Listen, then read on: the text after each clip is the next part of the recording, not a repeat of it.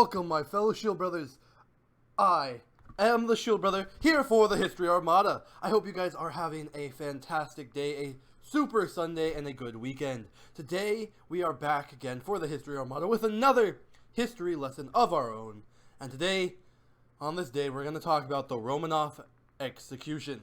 104 years ago today, in 1918, Czar Nicholas II of Russia, his wife Alexandra, his 5 children, and 4 of their servants were shot and stabbed to death by the Bolshevik revolutionaries. So, we have to understand that this was during a very turbulent time during the Russian Revolution, and there was a lot that influenced it to become to this decision that they would remove entirely the ruling family from both power and life. Nicholas was crowned Emperor of Russia on May 26, 1896, on the day he had inherited one of the largest and most powerful empires in the world. However, his reign would be plagued with internal and external crises early on. Modernization of the 20th century would lead to the lower classes of Russia clamoring for political reform from the old autocratic systems that were in place in Russia. Officials in his government, Czar Nicholas's government, would be target of violent activism and assassinations. And in response, his government would sometimes harshly respond to protests and provocations by putting them down with force, among other options. In 1904, Russia would go to war with Japan and lose an entire fleet in battle. Nicholas would decide to double down and send their prestigious Baltic fleet across the world. But the Japanese would also destroy this fleet and inflict over 100,000 casualties on the Russians, forcing them to cede territory in the peace negotiations. The cost and failure of this war was a direct cause of the 1905 Russian Revolution, with the Tsar's government violently suppressed and would almost completely alienate him from the general population due to his handling of both the Sino-Russian War and this uprising. So the Tsar was affected by more personal issues too during this time. His son Alexei was born a hemophiliac, taking up most of his time and his concern, which directed his attention away from governing to his family, and they were desperate to heal their son. The royal family turned to the bizarre mystic many people know, who is named Grigory Rasputin, who would mostly manipulate them and alienate them even more from the Tsar's closest advisors and noblemen. But the final catalyst that would lead to that is World War I. The Tsar's downfall would be the most horrendous losses and failure in World War I. The February Revolution in 1917 would have the Tsar abdicate his throne, including for his 6th son, so his son would not be able to become Tsar. By all accounts, the family was relieved to give up power and avoid politics, because Tsar Nicholas was more concerned with his son and daughter's health, as well as he was sick and tired of the clamoring of the people, because he realized that this was a losing battle, that they were in a position that he was not doing the good of the people.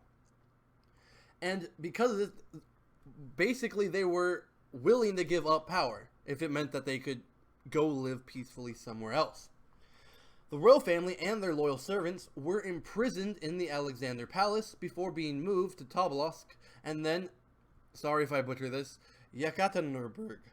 As the Russian Civil War escalated, Allied powers intervened and the Bolshevik government lost ground. The royal family's conditions deteriorated and became harsher. The Soviets would periodically execute servants and guards who were kind to the family. And with Allied forces getting closer to their location, direct orders from Vladimir Lenin had forced the family and the remaining 4 servants to pack their belongings and go into the basement to be moved to another place. On the dark early morning of July 17th, which is today, while the family sat together in the darkness, a group of Bolsheviks entered the room and read them an execution sentence.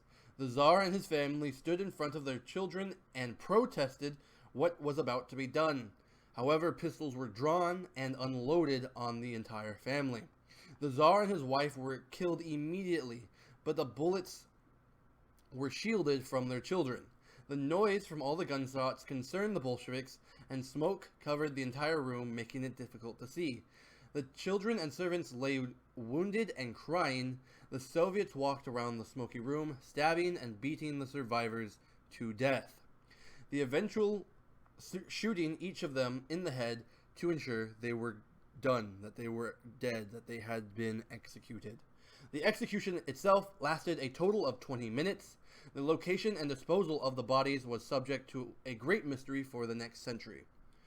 With their deaths, one of the most important political dynasties that had lasted for over 300 years was extinguished. Fearful for the family becoming martyrs, the Soviet government denied the family was dead for decades. There was also imposters who claimed they were the missing royal family, such as Princess Anya. There was many cases of this, people claiming to be part of the missing royal family, but most of the remains were found in 1979, and the last two of the remains were found in 2007. After the fall of the Soviet Union, the new Russian government would formally rebury the remains of the royal family with honors. They would also open a murder investigation in 1993, but failed to find any of the executors still alive. However, Nicholas, his wife, and their children were formally canonized as saints by the Russian Orthodox Church for dying in defiance, and some claim for what they believed in. So, that ended the Romanov dynasty. It was a cruel execution of innocent people. I understand maybe wanting to claim the Tsar's life, or maybe his wife as well, for being the rulers of the failed empire, but the servants and the children were a barbaric step that was unnecessary and really shows the steps that the early Bolsheviks and the Soviet era was capable of. I hope you enjoyed, and I hope you learned something about the Romanovs, the Russian Revolution, all of that. I hope you enjoyed, and I hope that this will help educate you on what happened in the Romanovs. It's just a short little video because today is the anniversary, 117 years, to talk about, when it happened and the effect that it had, because ultimately this sealed the fate of Russia, because the white powers had lost the head that they were fighting for. But with that, I hope you enjoyed. Like I said, if you did, please consider hitting the like and the subscribe button. And as always, I'm the Shield Brother for the History Armada. Thank you for watching, and I'll catch y'all next time. Hopefully there will be more videos coming up soon. If you're into gaming, check out ShieldBros Game Log. I make gaming videos there. Ciao for now.